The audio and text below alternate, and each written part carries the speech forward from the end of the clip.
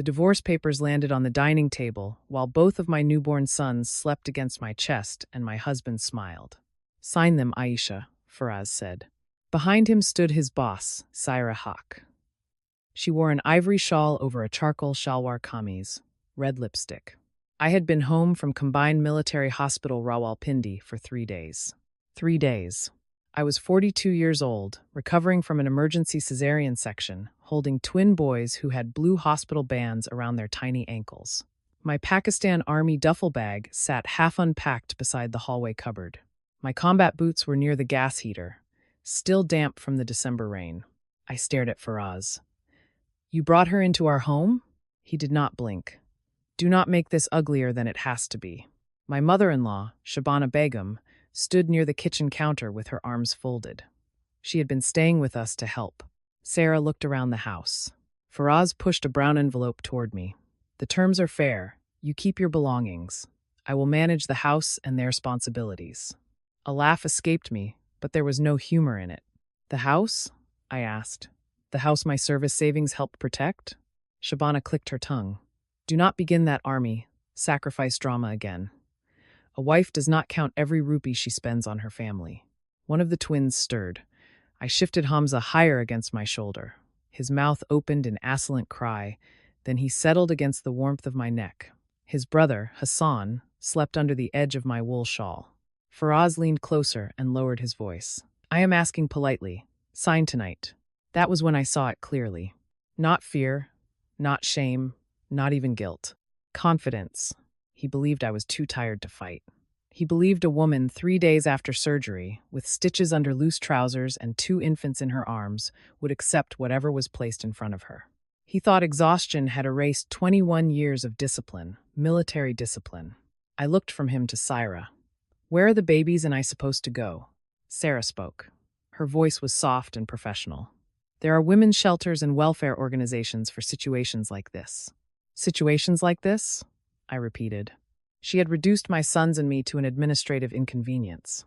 Shabana pointed toward the front door. "Take the children and leave. You have humiliated this long enough. 42 years old, still wearing a uniform, still behaving like a commanding officer in your husband's house." A gust of wind struck the windows. Rain rattled against the glass. For a moment, I looked at the embroidered stockings my younger sister had hung near the electric fireplace as a joke for the twins' first winter. One had my name. One had Faraz. His said Baba, though he had not changed a single diaper since we came home. I did not sign. I did not shout. I stood slowly, fighting the pain across my abdomen. I packed bottles, nappies, blankets, medicines, and 2 changes of clothes into the diaper bag. I wrapped both boys beneath my army overcoat as I could and walked out into the freezing rain. By the time I reached my silver Toyota Corolla, my hands were shaking so badly that I dropped the keys twice. Water ran down my hair and into my collar. My incision burned with every step. Before I started the engine, I made one call. Not to the police, not to Faraz, to my commanding officer. The heater in the Corolla coughed out air that was barely warm. Rainwater blurred the windscreen faster than the wipers could it. Both babies had begun crying now, that desperate newborn cry that made my heart race. My phone rang before I had even reversed out of the driveway. "Major Asha Raman?"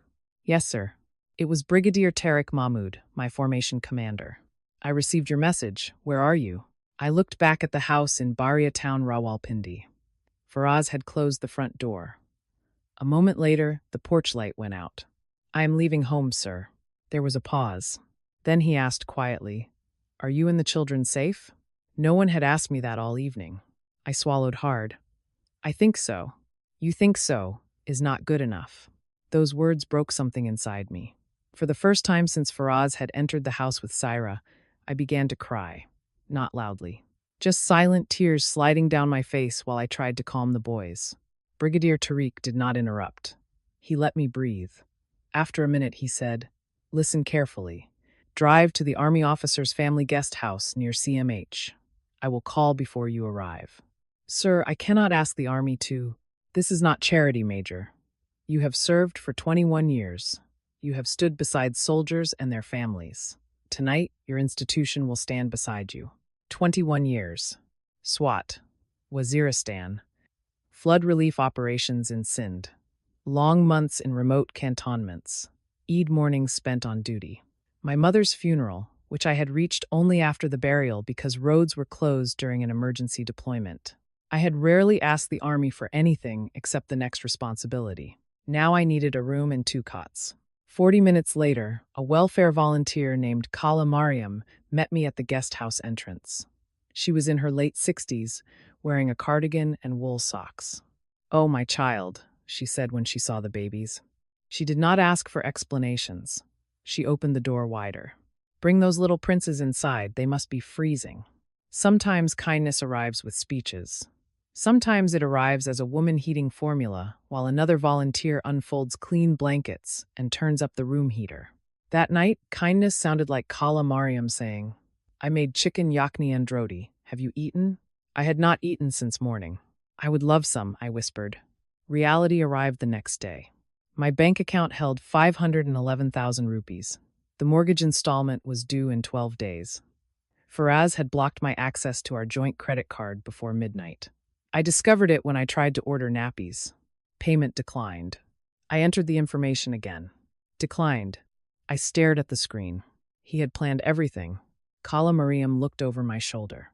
Men who prepare papers before they prepare an apology usually have been planning for a long time. By noon, my phone buzzed.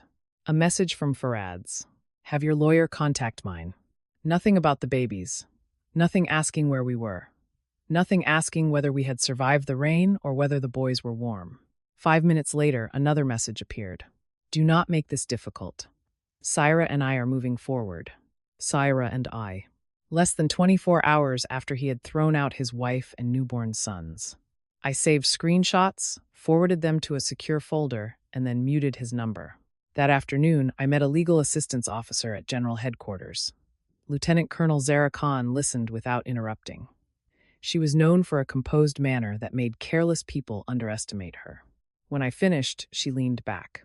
"Who paid the down payment on the house?" "My parents." "And whose names appear on the original title documents?" "My father's and mine." A smile appeared on her face. "What?" I asked. "I do not think your husband understands what he has done." For the first time since I walked into the rain, I felt something other than grief. Not happiness. Not revenge. Curiosity. Zara opened a fresh file. "We need every financial record Faraz has touched." "Why?" She met my eyes. "Because people who believe they have already won become careless. Your husband looks careless." I spent the next week learning a truth no betrayed spouse should have to learn. Leaving a marriage is emotional. Untangling one is business. Every morning at 6, I fed Hamza and Hassan, wrapped them in wool caps, placed them in a double stroller donated by the welfare center, and walked along the road behind the guest house. Fog lay low over Rawalpindi. The cold cleared my mind. After 10 minutes, the boys usually slept, giving me silence to think. When they slept, I gathered property records, bank statements, tax returns, loans, and company correspondence. By the 4th day, the dining table in my guest house room looked like an investigation desk. Zara arrived after duty carrying 2 cups of tea and a yellow legal pad. "You have been busy," she said. "I cannot sleep." Most people cry during a divorce. I already did that. She began reviewing the files. After several minutes, her expression changed. "Asha, did you know Faraz refinanced the house last year?" I looked up. "What?" "He obtained a large home equity facility against the property." "I never signed anything." She turned a photocopy toward me. "According to this, you did." I stared at the signature. It looked like mine. Almost. The same slope, the same initials, the same underline beneath Raman. But it was not my hand. I had signed thousands of operational orders, performance reports, and documents during my career. I knew my own signature. Someone had practiced it. Zara spoke quietly. "This may be forgery." For a moment, I could not breathe. The house was not merely a marital asset. It had belonged to my parents. My father had retained a share. Faraz had borrowed nearly 85 million rupees against it without telling me. "Where did the money go?" I asked. "That is our next question." 2 days later, the answer began appearing not from the bank, but from social media. One of Faraz's colleagues posted photographs from Hawk Industrial Systems' annual dinner at a hotel in Islamabad. Syra stood beside Faraz, wearing diamond earrings I had never seen. The caption celebrated another record-breaking year. Someone commented, "The Murray Villa looks beautiful. Congratulations." Villa. Faraz and I had never owned a villa in Murray. I opened Syra's profile. There it was, a photograph of her standing on a stone terrace above the hills. Faraz stood a few steps away with his arm around her waist. The photograph had been posted 8 months earlier. 8 months. He had already been with her while we were choosing names for our sons, while we painted the nursery and attended prenatal appointments. I closed the laptop, not because I was overwhelmed by anger, but because everything made sense. That evening, my father called. "How are my grandsons?" he asked. "They eat as though the whole country is running out of milk." He laughed softly. "Then they are healthy." "They are." A silence followed. "And you?" I nearly lied. Instead, I told him everything. Every detail. When I finished, Abu did not speak for several seconds. Then he said, "Aisha, I need to tell you something." "What?" "I never fully transferred my share of the property." I frowned. "What do you mean?" "The title still requires my consent for any refinancing, transfer, or sale." I sat upright. "Why?" "Because Faraz kept asking me strange questions about the property value. I did not trust his interest." My heart began to pound. "So, if he refinanced the property without your approval, he may have committed mortgage fraud," Abu finished. For the first time, I understood that Faraz was not simply a cruel husband leaving his family. He had built his new life on forged signatures, hidden loans, and false documents. And lies leave paper trails. The following Monday began like every other day since my life had collapsed. Feed the twins, change nappies, answer retirement emails, and meet lawyers. The boys had settled into a routine. Every 3 hours, they demanded bottles. Between feedings, their tiny fingers curled around mine. Watching them reminded me that I could not afford impulsive decisions. I had to make intelligent ones. At 9 that morning, Zara entered the legal office carrying a thick file. I found something. She placed bank statements across the conference table. "Remember the refinancing?" I nodded. "We traced most of the funds." She pointed to highlighted transfers, 27 million rupees, then 11.8 million, then 22 million. "What am I looking at?" "Luxury vehicle payments, the Murray Villa down payment, jewelry, renovations." I stared at her. "And this?" She tapped the page. "Hack Executive Advisory Private Limited." Hack. Sarah Hack. Faraz transferred money directly into her company? Repeatedly. The room went silent. "He used my family's home to finance another woman's life," I whispered. Zara did not soften the truth. "Yes." That afternoon, an email arrived from Faraz's lawyer. The subject line read, "Final settlement proposal." Faraz wanted nearly everything. The house, the joint savings, his retirement investments, furniture inherited from my grandparents, even the carved walnut dining table that had been in my mother's family for 70 years. At the bottom was one sentence: "Major Asha Raman lacks the financial capacity to maintain the marital residence." I laughed. Actually laughed. Zara looked across the room. "What is funny?" "He thinks I am helpless." Her eyes sharpened. "That may be useful." Later that night, Abu arrived from Lahore after nearly 5 hours on the motorway. He wore his old brown coat and carried enough homemade food to feed the guest house. The moment he saw the twins, his face softened. "There are my lions." He held each grandson carefully, then looked at me. "You have lost weight." "I have been busy." "You have been surviving." He hugged me without asking permission. After dinner, he placed another folder on the table. I stopped at the land record office before coming. Inside were certified copies of the title, mortgage filings, and verification records. One page had a yellow note attached. "Consent missing." I looked at him. "This was supposed to be yours?" He nodded. "No valid biometric verification. No notarized declaration from me. Someone submitted false supporting documents. They forged them. They certainly did not obtain them from me." He leaned back. "I have run a construction and engineering firm for 40 years. I have watched men manipulate contracts. But I have also learned something." "What?" "The first lie needs another lie to protect it." 3 days later, that second lie appeared. Faraz called. Not to ask about the twins. Not to apologize. His voice sounded cheerful. Aisha, what do you want? I did not call you. I heard your father has been visiting land offices. I said nothing. He chuckled. It will not matter. What will not matter? The paperwork is complete. You sound confident. I am. Then he added something that stopped my breathing. And do not expect anyone at Capital News Channel 7 to return your calls. My stomach tightened. What are you talking about? I know you interviewed there. Only 3 people knew I had applied for a public affairs position at the Islamabad television network after my planned retirement. Me, the news director, and Saira. Her consulting company handled corporate media partnerships for the station. Faraz had not merely stolen against my house.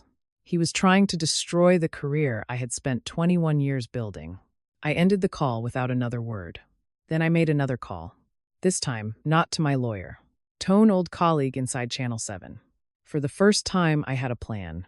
The next morning, I stood outside the guest house with a cup of tea that had already gone cold. The twins were asleep inside under Khala Mariam's watch. The road was quiet. My phone rang. Major Rahman? The voice was familiar even after all those years. Nadia? Nadia Qureshi laughed. I wondered whether you would recognize me. We had served together in 2010.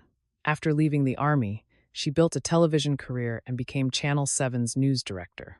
She was also one of the 3 people who knew I had interviewed for a communications position. I am glad you called, she said. I did not. I assumed that. I leaned against the railing. I need to ask you something. Go ahead. Did someone tell you not to hire me? A long silence followed. Then she said, Yes. My stomach dropped. Who? A woman named Saira Haq. I closed my eyes. Nadia continued. She said you were emotionally unstable after childbirth. She claimed you had anger problems and could not function in a newsroom. A single laugh escaped me. Not because it was funny, but because the lie was so shameless. I have never met her professionally. I know. How? I checked your record before accepting anyone's opinion. 21 years of exemplary service. Commendations, operational deployments, no disciplinary action, no adverse report. Then she said something I would remember for the rest of my life. Aisha, people do not build that kind of reputation in one conversation. They build it over a lifetime. Tears filled my eyes. That afternoon, Nadia invited me to the station, not for another interview, just to talk. Khala Mariam volunteered to keep the twins for 2 hours. You go, she said, waving me toward the door.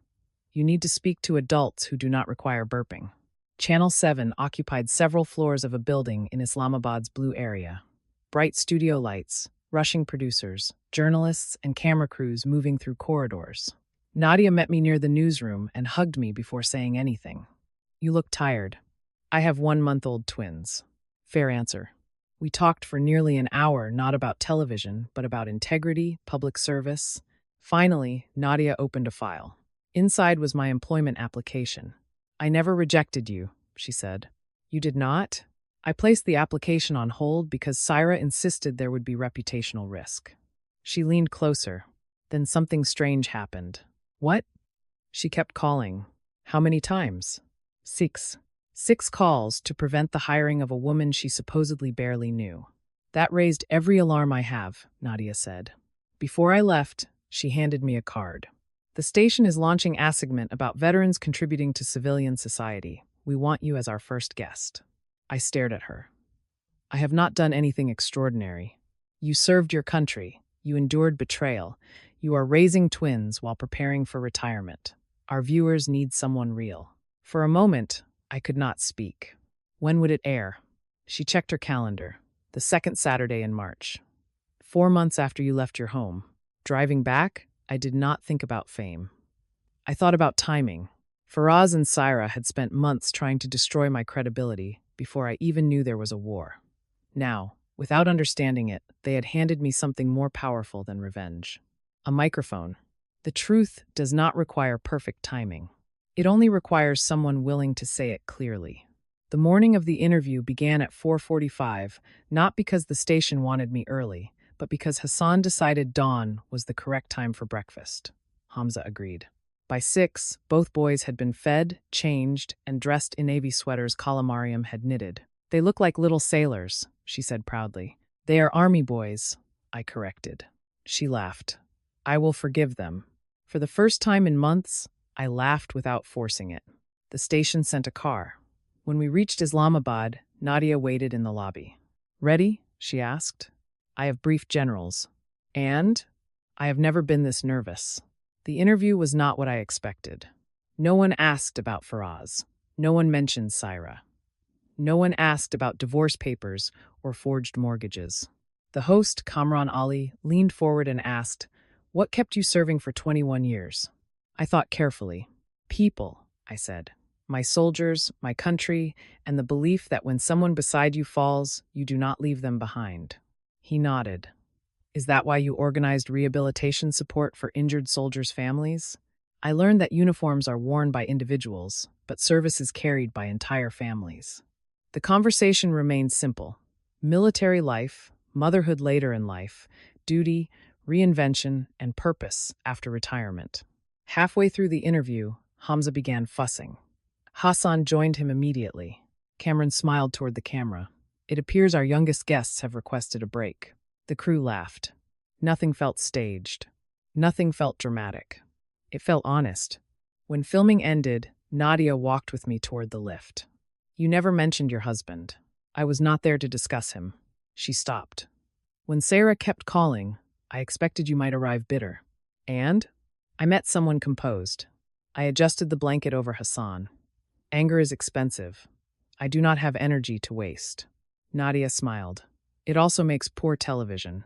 That Saturday morning, Kala Mariam insisted on making parathas. Abu had driven from Lahore the previous night. We crowded into the guest house lounge. The twins slept through the opening credits. At exactly 9, the program began. The opening montage showed photographs from my army career. Training at Kakal, a flood relief camp in Sindh, a deployment ceremony, a muddy field exercise where everyone looked 20 years younger. Then the camera cut to me holding my sons. Kamran's voice filled the room. Major Asha Rahman believed her hardest battles would be fought in uniform. She never imagined the most personal one would begin after she returned home. I had not expected that sentence. Abu reached over and squeezed my shoulder. Across the city, in Sarah's modern house overlooking the Margala Hills, Faraz sat drinking coffee while she opened her laptop. What are you watching? She asked. Nothing. Then my face appeared on the screen. Faraz nearly dropped his cup. Syra froze. The program showed the twins, then photographs from my service, then volunteers at the Army Guest House and Welfare Center. Nothing about the affair. Nothing about the divorce. Only the truth of who I was. Why is she on television? Syra whispered. Faraz did not answer. The interview ended with Kamran saying, "Strength is not always loud. Sometimes it is simply the decision to keep showing up with dignity." My phone began vibrating before the credits ended. Messages from old Army colleagues, neighbors, journalists, and old friends. One message read, "I had no idea what happened to you." Another appeared seconds later. "Asha, call me. I think I know something about Faraz's finances." I stared at the sender. It was Faraz's former accountant. The story was not ending. It was beginning. I called before I could lose my nerve. The man answered on the second ring. "Aisha? It is Imran Siddiqui." Imran had managed Faraz's personal and business accounts for nearly 7 years. He was cautious, precise, and disliked gossip. If Imran was calling, something was wrong. "I saw you on television," he said. "My wife was watching." He hesitated. "I owe you an apology." "For what?" "I should have contacted you months ago." My grip tightened around the phone. "What happened?" "I cannot explain everything safely on a call." "Explain what you can." Another pause. "I resigned from Faraz's accounts 3 months ago." "Why?" "Because he asked me to approve financial statements I knew were false." I closed my eyes. "There are documents you need to see," he said. That afternoon, Abu watched the twins while I drove to a quiet restaurant in F8 Markaz. Imran was already seated in a corner booth. He looked older than I remembered. He slid a thick envelope across the table. I kept copies of everything I was legally permitted to retain. I did not open it immediately. Copies of what? Bank records, expense reports, tax filings, approvals, and transfers. Yellow notes were attached to several pages. Imran pointed to the first one. "This transfer is for 23 million rupees. Recipient, Hawk Executive Advisory. Faraz listed it as consulting? Yes.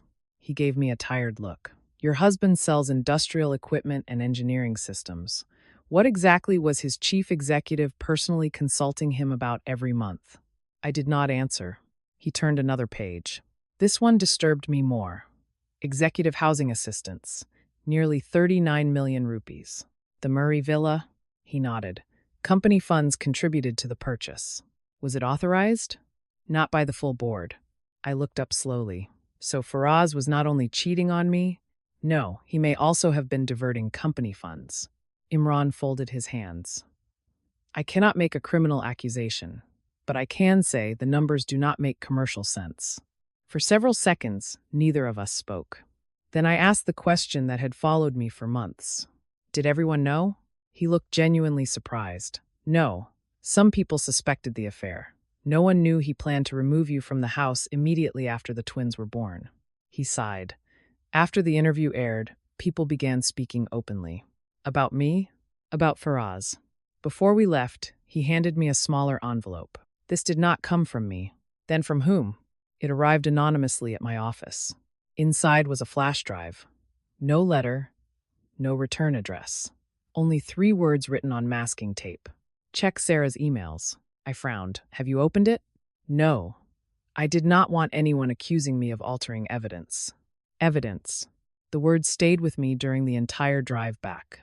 That evening, Zara examined everything Imran had provided. She separated the files into categories: mortgage, company expenses, personal transfers, property transactions. Then she held up the flash drive. We are not connecting this to your computer. I assumed not. I know someone in Army cybersecurity who can preserve evidence. An hour later, the drive was in hands. We waited. Finally, Zara's phone rang. She listened without speaking. Then she looked at me. What? I asked. The drive contains hundreds of emails.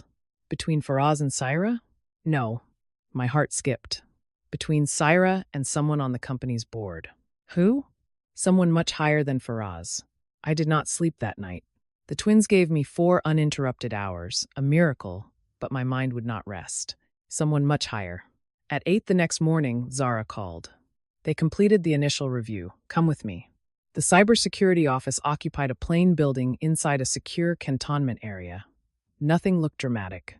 Fluorescent lights, gray desks, government files, staff working behind locked doors.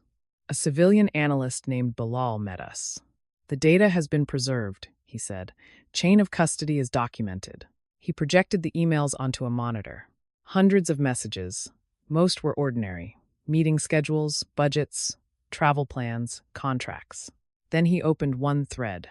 The sender was Sarah Hawk. The recipient was not Faraz. It was Raza Langriel, chairman of Hawk Industrial Systems. One message read, Faraz will do whatever I ask. He is desperate for the promotion. Another said, once the divorce is finalized, there will be nothing tying him down. My stomach turned. Zara remained calm. Continue. Bilal opened an attachment containing investment projections.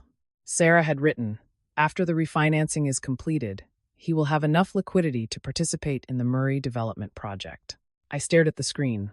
They were discussing my house. Yes, Bilal said. I was no longer looking at affair.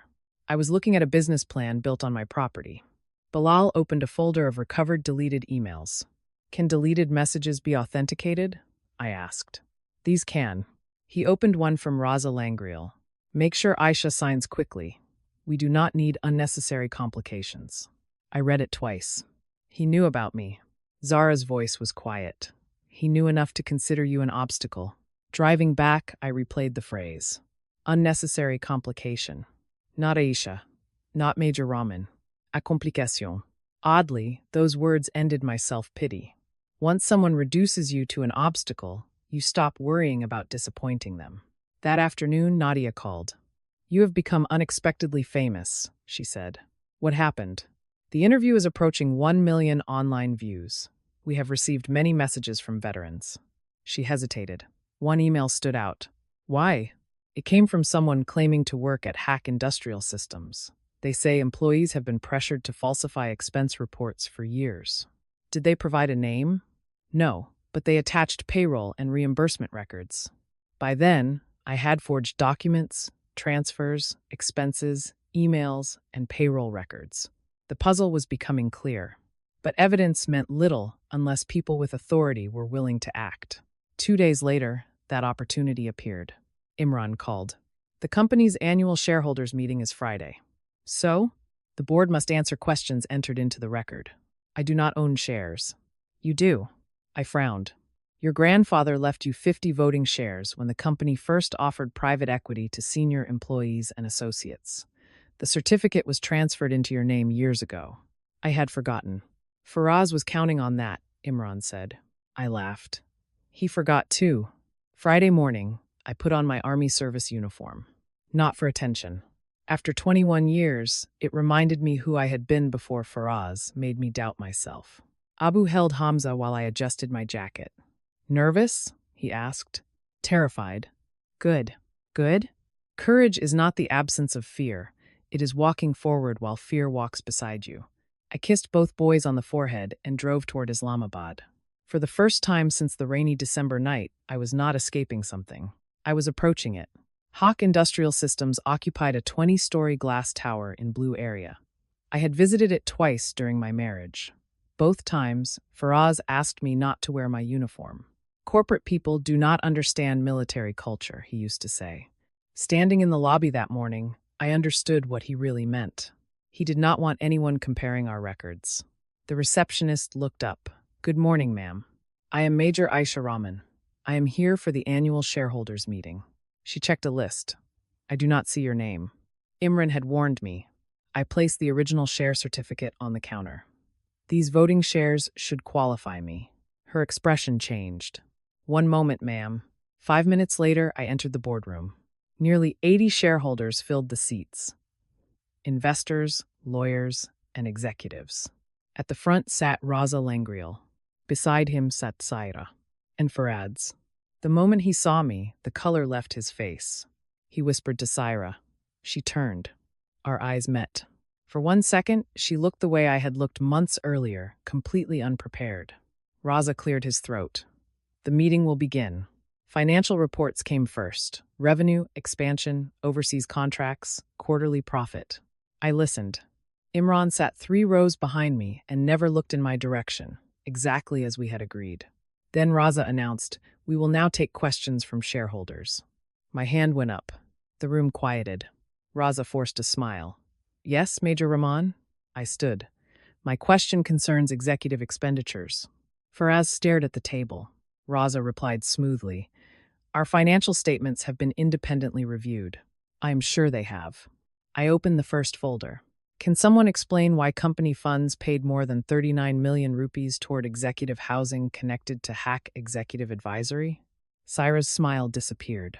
Raza adjusted his glasses. I am not familiar with that transaction. I expected that answer. I held up another document. This transfer carries your approval. Murmurs spread through the room.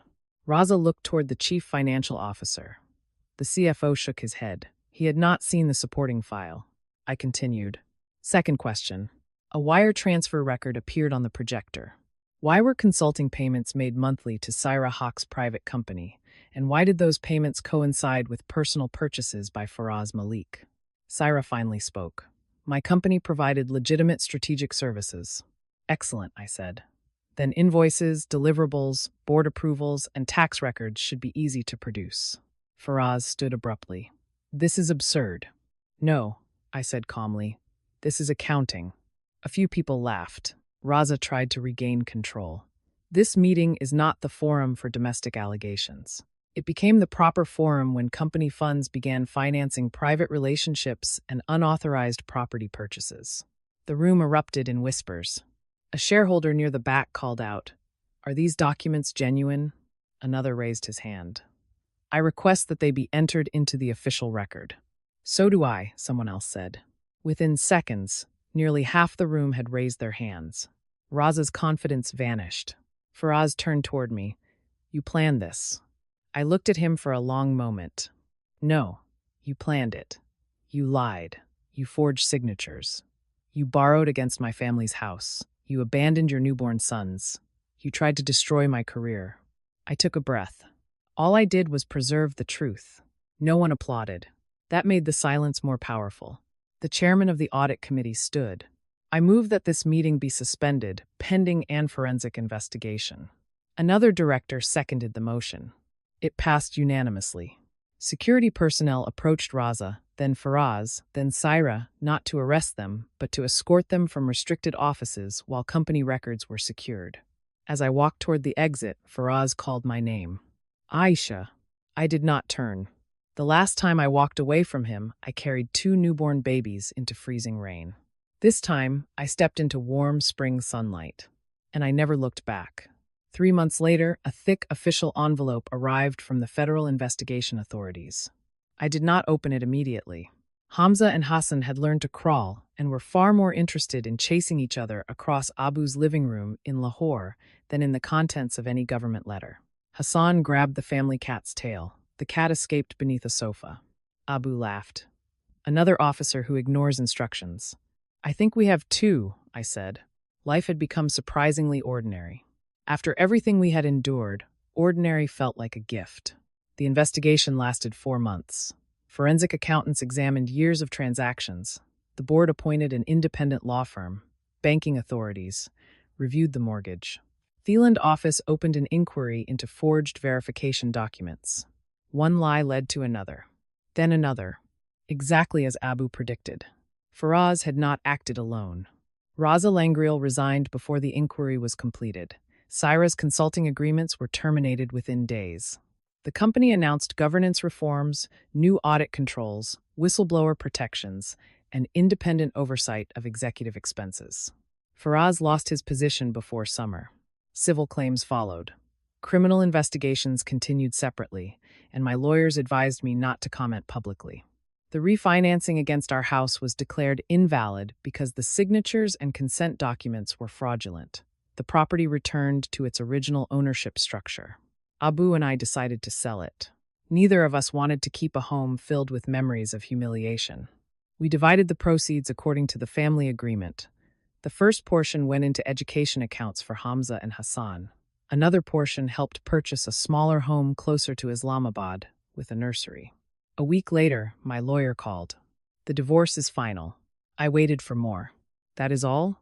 Zara laughed. After everything we have survived, yes, that is all.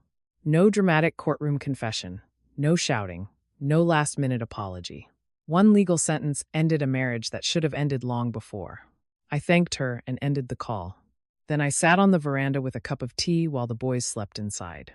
The silence felt different, not empty, peaceful.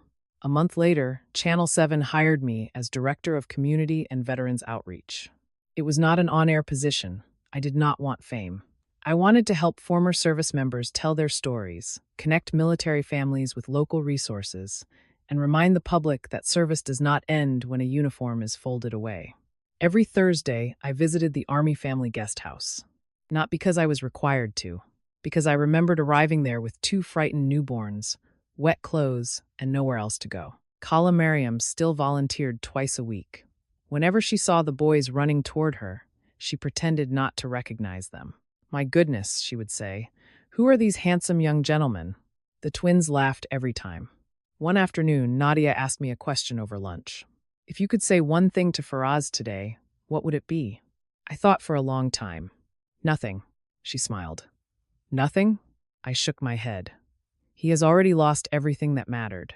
The truth did that. I did not. People sometimes ask whether revenge brings peace. My answer is always the same.